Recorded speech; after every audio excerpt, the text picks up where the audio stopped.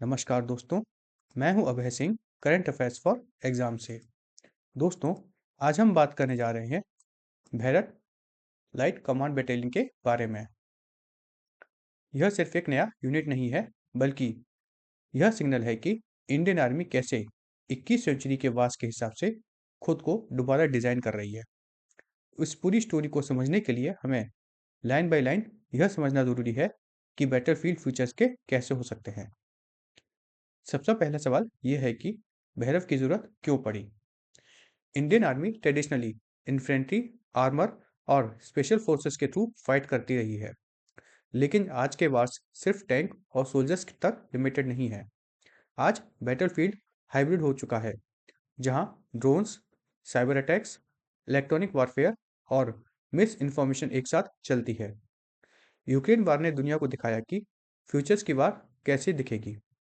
Cheap drones tank को destroy कर रहे हैं, रियल टाइम सर्विलेंस हो रही है और डिसीजन सेकंड्स में लेने पड़ते हैं। इंडियन आर्मी ने यह लेसन बहुत सीरियसली लिए हैं।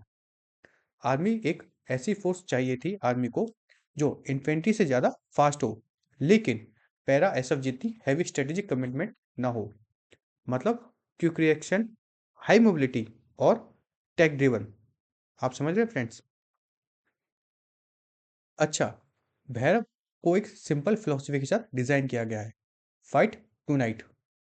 मतलब यह है कि यह कल या नेक्स्ट वीक तक नहीं, अभी और इसी वक्त। यह यूनिट्स बॉर्डर पर ऐसे डिप्लॉय की जाती है जैसे ही सिचुएशन एस्केलेट हो, यह बिना डिले के एक्शन ले सकें। इनका फोकस है स्पीड, प्रिसिशन और टेक्नोलॉजिकल डोमिनेंस। जब ट्रेडिशनल इन्फेंट्री को मोबिलाइज होने में टाइम लगता है, भैरव ऑलरेडी मूव कर चुकी होती है। भैरव का रोल बहुत क्लियरली और केयरफुली डिजाइन किया गया है। यह कन्वेंशनल इन्फेंट्री और पैरा स्पेशल फोर्सेस के बीच का गैप ब्रिज करता है। इन्फेंट्री लार्ज स्केल होल्डिंग और डिफेंस के लिए होती है, para SF deep strategic mission के लिए। भैरव का काम है टेक्टिकल लेवल पर रैपिड स्ट्राइक। यह बटालियन क्रॉप्स और डिवीजन कमांडर्स के डायरेक्ट कंट्रोल में ऑपरेट करती है, जिससे डिसीजन मेकिंग फास्ट होती है। इसका एक बड़ा बेनिफिट यह है कि पैरा एसएफ को छोटी टेक्टिकल फाइट्स में यूज़ करने की ज़रूरत नहीं पड़ती है। उन्हें लार्जर स्ट्रेटेजिक मिशन के लिए फ्री रखा जा सकता है और यह काम भैरव बटालियन संभाल सकती है। एक भैरव बटालियन ट्रेडिशनल बटालियन से काफ़ी छोटी होती है।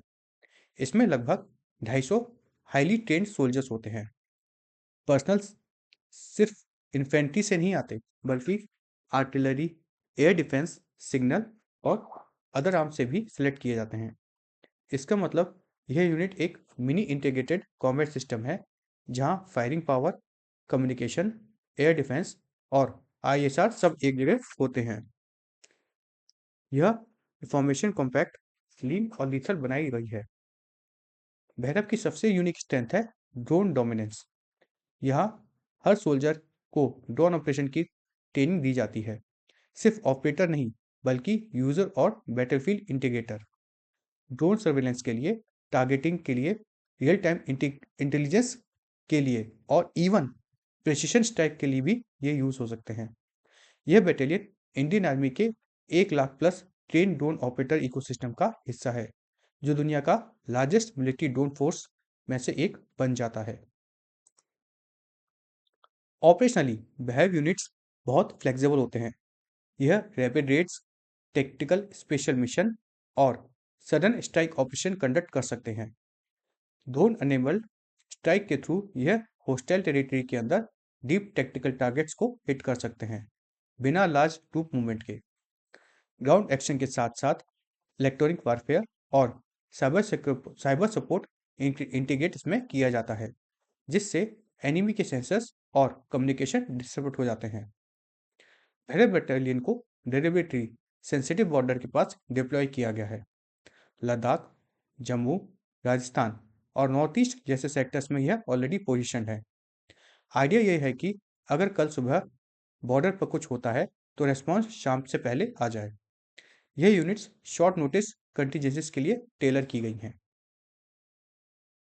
अब तक 15 भैरव बटालियन रेस की जा चुकी हैं। इंडियन आर्मी का प्लान है कि इस नंबर को 25 बटालियन तक ले जाया जाए। इसका मतलब भैरव टेम्पररी एक्सपेरिमेंट नहीं है, बल्कि फोर्स रीस्ट्रक्चरिंग का परमानेंट पिलर बनने जा रहा है। ट्रेनिंग भैरव का बैकबोन है। हर यूनिट्स को इंटेंसिव 5 मंथ कॉम्बैट ट्रेनिंग से गुजरना पड़ता है, जिसमें फिजिकल एंड्योरेंस, ड्रोन वॉरफेयर जो कि सबसे इंपॉर्टेंट है, नाइट ऑपरेशंस और इलेक्ट्रॉनिक वॉरफेयर सब कवर किया जाता है। इनकी ऑपरेशन रेडीनेस को एक्सरसाइज अखंड प्रहर के दौरान टेस्ट किया गया था। इस एक्सरसाइज को southern army commander lieutenant general Dhiraj Seth ने पर्सनली ऑब्जर्व किया था, जो आर्मी के कॉन्फिडेंस को शो करता है। एक भैरव बटालियन सदर्न कमांड के डेजर्ट सेक्टर में डिप्लॉय की गई है। इस यूनिट के सोल्जर्स ज़्यादातर राजस्थान रीजन से सिलेक्ट किए गए हैं, जिसे आर्मी का son of the soil concept कहते हैं। ट्रेन को डेजर्ट वारफेयर और एक्सट्रीम टेम्परेचर कंडीशन के हिसाब से कस्टमाइज किया गया है। भैरव का इथोस सिर्फ टेक्नोलॉजी पर नहीं, बल्कि ट्रेडिशन पर ही है।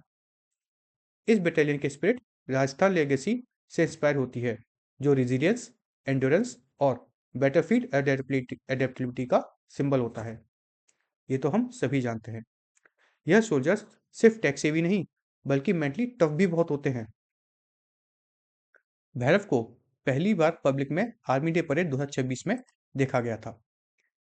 इसके बाद यह रिपब्लिक डे परेड जो कि कर्तव्य पथ पर होगा, उस पर भी मार्च करते हुए नजर आएंगे। यह सिर्फ परेड नहीं थी, बल्कि यह मैसेज था कि इंडियन आर्मी का फ्यूचर आ चुका है।